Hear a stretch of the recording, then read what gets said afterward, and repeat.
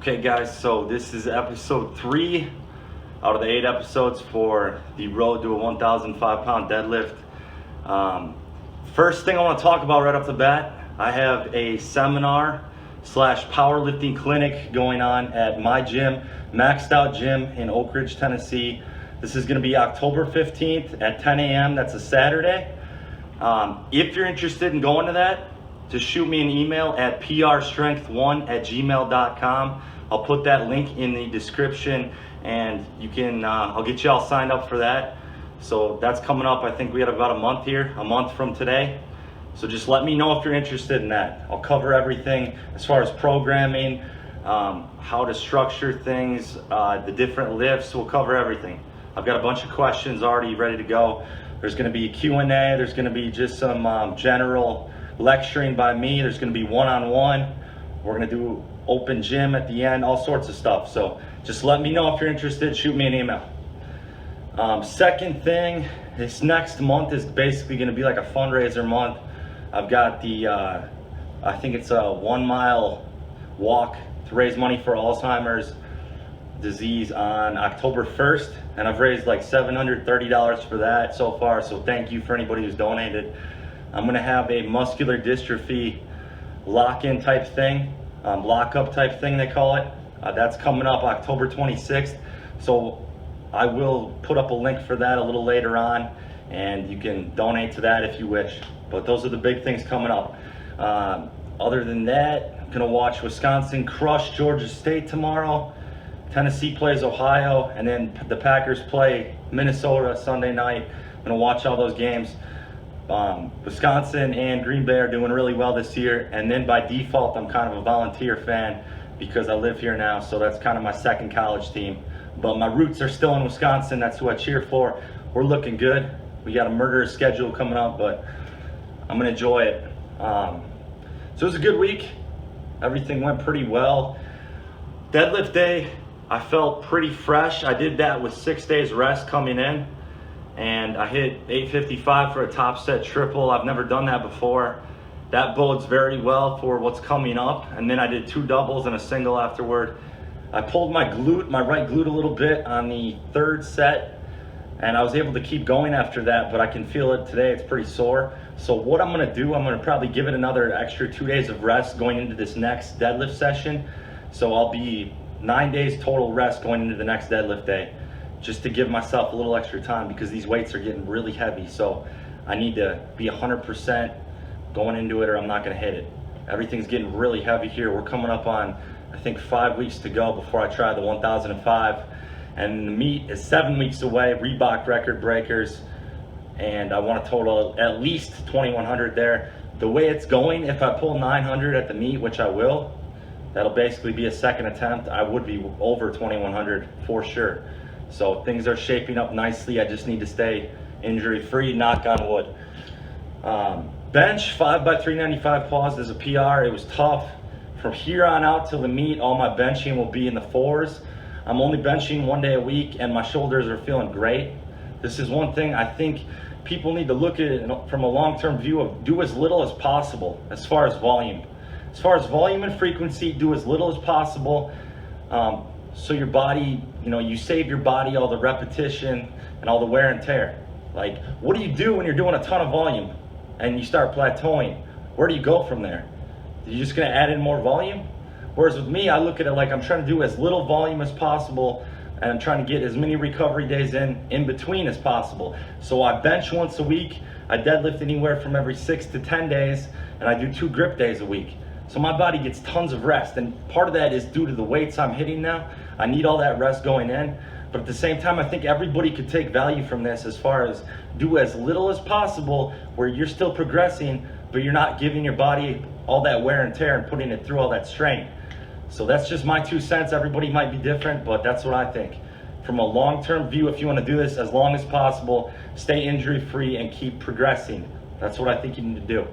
So that's just one thing I kind of wanted to talk about. Another interesting note was, so for instance, today I did 15 reps with the 150s on dumbbell bench. Last prep, 10 weeks ago, I did 14 reps with the 150s on dumbbell bench. And I definitely could not have eked out another one. Same with today, I couldn't have hit 16. This was after barbell bench, so you could factor that in as well and say that may have taken a rep off me, but that's 1 rep more than 10 weeks ago. And that doesn't seem like much. Deadlift is the same way. I'm basically adding 1 rep to every weight that I did from last prep. And if you look at that like, oh my gosh, it's only 1 rep over 2-3 months, it may not seem like much progress, but when we add that up over the course of a year, multiply that times 5, that's 5 reps you've added. That's a huge gain. So break it down into smaller amounts of time, and then look at it from the long term. So it's like 1 rep over 10 weeks might not seem like much, 1 rep more, but over 52 weeks, that's 5 reps. So you could go from benching 150s for 12 to 150s for 17 by the end of the year. That is huge progress. And I mean, obviously it's gonna vary depending on your natural status or not, but at the same time, many of the principles I use in my training and that I have my clients use work for everybody, whether they're natural or enhanced. I have some of the same principles I apply to both people.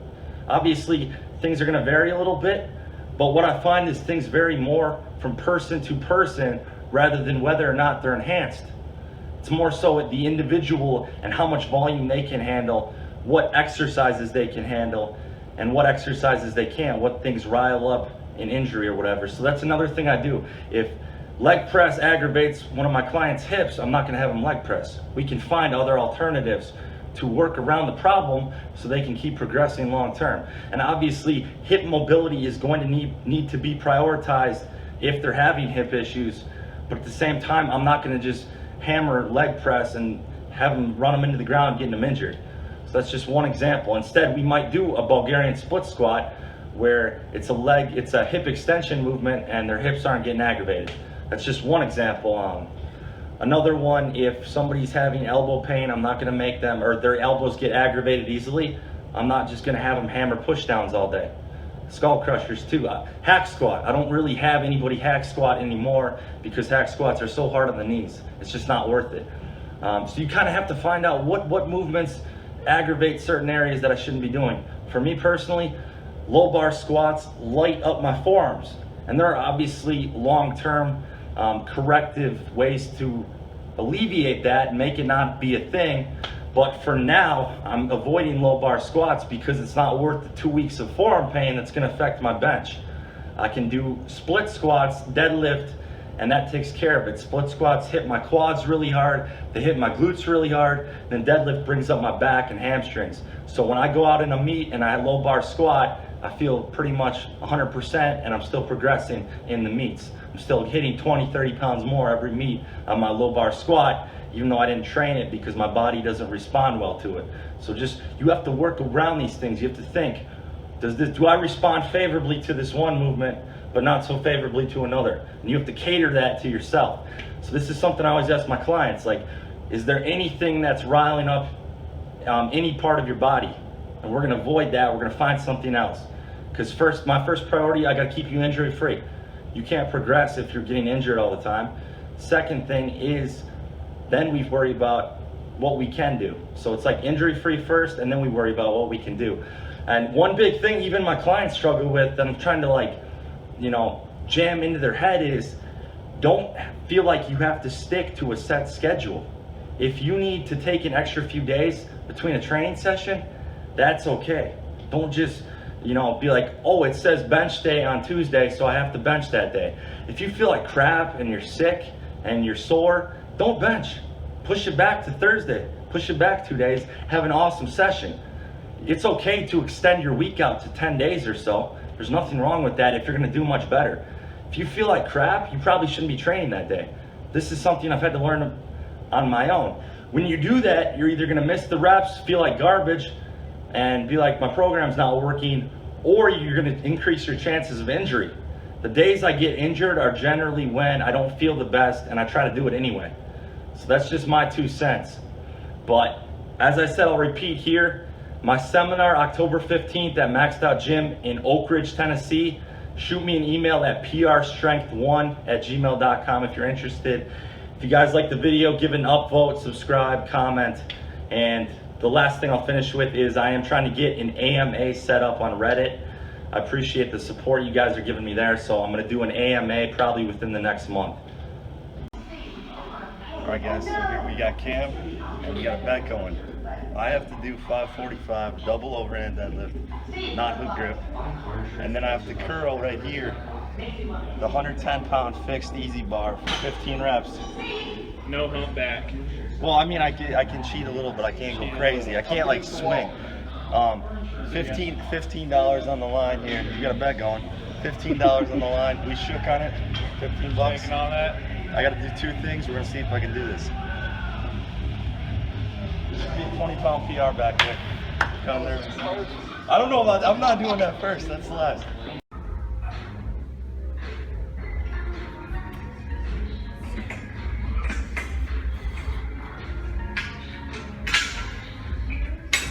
Where am I facing?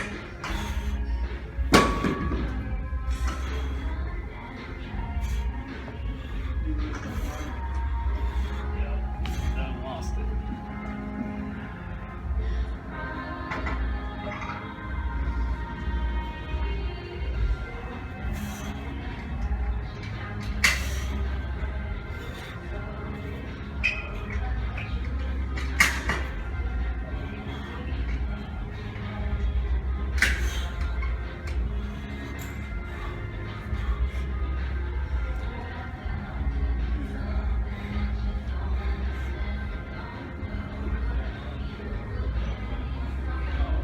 That was actually pretty tough.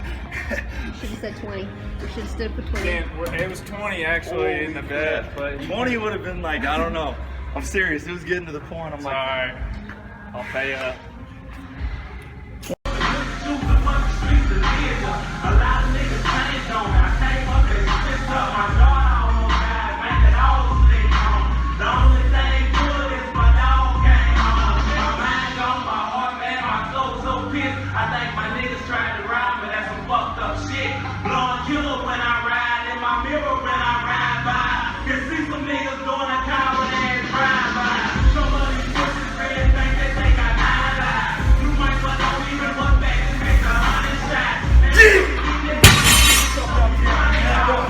There's 15 bucks.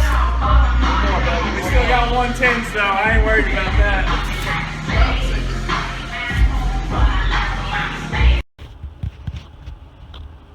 well, I think these take about a month off your life every time you eat them. But I've talked about these before, and they are really good. Doritos loaded nacho cheese things you get from Walmart. So this is what they look like all cooked up here. Pick one up. It's got a nice crunchy texture, and I rate these like 8.5 out of 10 on the taste scale. I'll show you the inside here.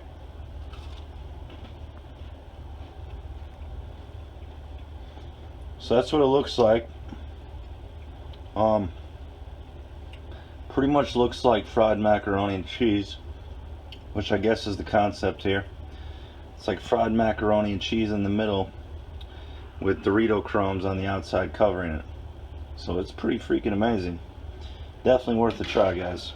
Just don't eat it all the time. Somebody has to come out and say it, guys. Juicy Juice strawberry banana flavor is one of the best premier juices in the world.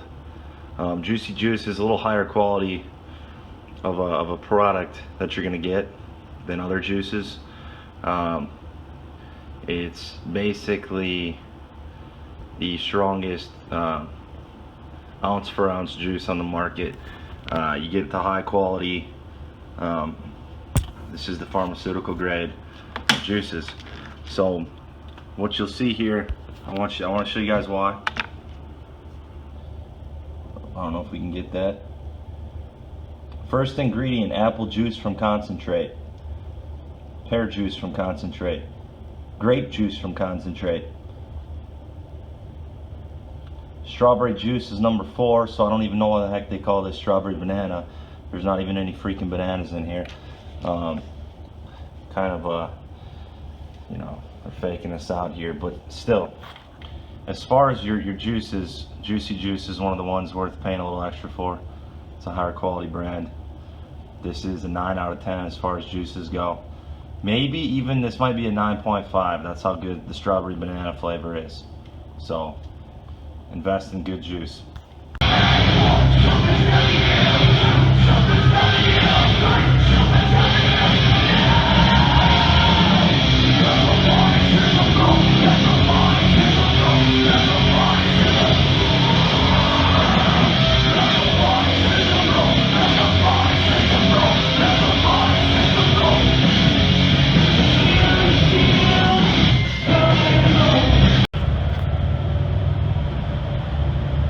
Alright guys, we're here at D&B's Hot Dogs and Ice Cream. We got Ben Gadd here. Oh my god. Hold up, you can see the sign first. Personal interview. Whoa, is that Pete Rubish? Oh my god, I think it might be. Whoa. What are you getting today? I think we can get the Cuban dog, What does that have on it? pickles, mustard, and I don't know, we got at least one more for dessert. Loaded cowboy. It's the best one. Oh, cowboy's Alright, good. we gotta do this. What? Alright guys, so we've got the hot dog. That's what this one is. It's got chili, Monterey Jack cheese, jalapenos, and sour cream. And then we've got the covered wagon, bacon, chili, fried potatoes, onions, shredded cheese, sour cream, and green onions. So this one I've had, the loaded wagon, freaking delicious, 9.5 out of 10. I have not had the hot hog. I might take the jalapenos off, or I'll man up and just eat them. We'll see, because I can't do hot things.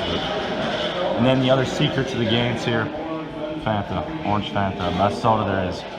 What do you got over here? Alright, I got the Cuban dog. I don't know what that's got on it, buddy. Hot dog wrapped in ham and Swiss. So that's Topped with mayonnaise. Yeah, this one. this one. Yep. Mayonnaise, mustard, and pickle. You see the Swiss coming out. Freaking Right there, the delicious. tip of the dog.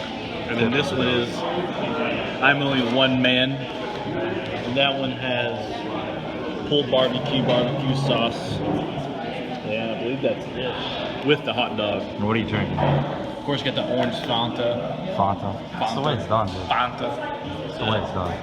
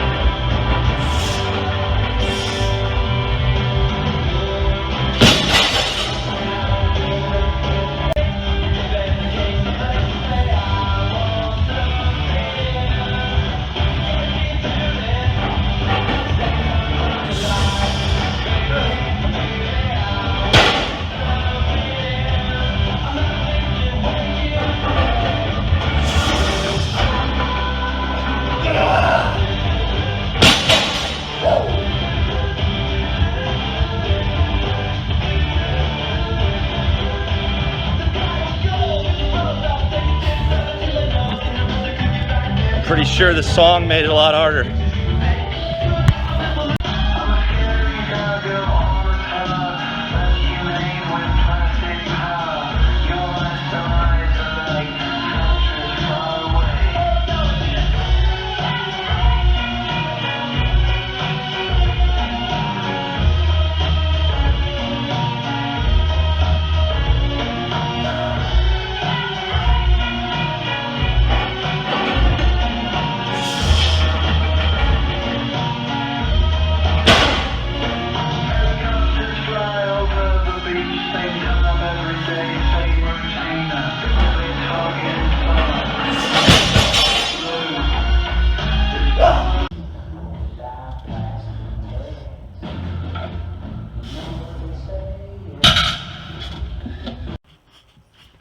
Okay guys, I want you to read my thermostat here. So it's about 85 degrees in here. That's what happens when your air conditioning breaks. Very nice. And it's 95 degrees all week. Now look at this. I hung this back up today here. Had it hung up in my old place, but my parents got me this for a birthday gift last year. We got all the things on it. I love this thing. And then I hung this one up. Almost got a fall wreath for my door because you got to do that decorating lifestyle. That's how it's done, guys. And then also look at these pickups here. Evergreen spruce candle. And then we got the mulled cider. Making house gains, guys. Making house gains.